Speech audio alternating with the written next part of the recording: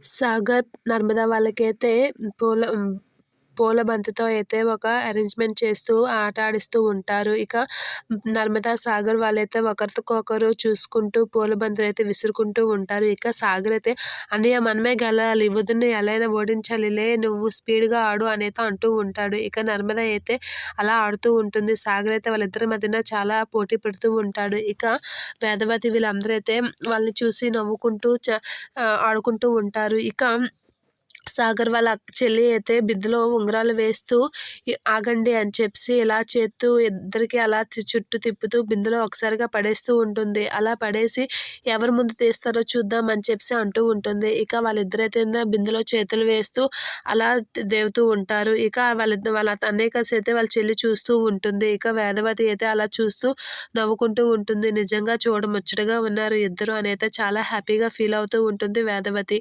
ఇక వాళ్ళిద్దరికీ తంతు అయిపోయిన తర్వాత వీళ్ళకైతే ఫస్ట్ నైట్ అరేంజ్ చేస్తూ ఉంటారు. ఇక సాగర్ రూమ్‌లో కూర్చొని ఉంటారు. అందరూ అయితే నర్మదాని పాల గ్లాస్‌తో పట్టుకొని రూమ్ దగ్గరికైతే తీసుకొని వస్తూ ఉంటారు. ఇక సాగరు మంచం దగ్గర కూర్చొని అలా నర్మదా కోసం అయితే వెయిట్ చేస్తూ ఉంటాడు. ఇక సాగర్ దగ్గరికైతే నర్మదాని తీసుకొచ్చి రూమ్‌లోకి పెట్టి గడిపెట్టేస్తూ ఉంటారు అక్కడ ఉన్న ఆడవాళ్ళు. అలా చేయగానే నర్మదా సిగ్గుపడుతూ అలా చూస్తూ ఉంటుంది. ఇక సాగర్ అయితే నర్మదా కాసి చూస్తూ నవ్వుతూ అలా చూస్తూ ఉంటాడు. ఇక నర్మదా సాగర్ దగ్గరికి పాల గ్లాస్ పట్టుకొని అయితే వెళ్తూ ఉంటుంది. అలా వెళ్తున్న నర్మదా దగ్గరికి సాగర్ వచ్చి నర్మదాని మంచం మీద కూర్చోమని చెప్తూ ఉంటాడు. అలా కూర్చోమని ఒకరినొకరు చూసుకుంటూ ఉంటారు. ఇక నర్మదా అయితే చాలా సిగ్గుపడుతూ ఉంటుంది సాగర్‌ని చూసి. ఇక సాగర్ అయితే నర్మదా కాసి చూసి చాలా నవ్వుకుంటూ మురిసిపోతూ ఉంటాడు. ఇక వాళ్ళిద్దరైతే ఒకరినొకరు చూసుకుంటూ మంచం మీద అయితే కూర్చొని అలా నవ్వుకుంటూ ఉంటారు.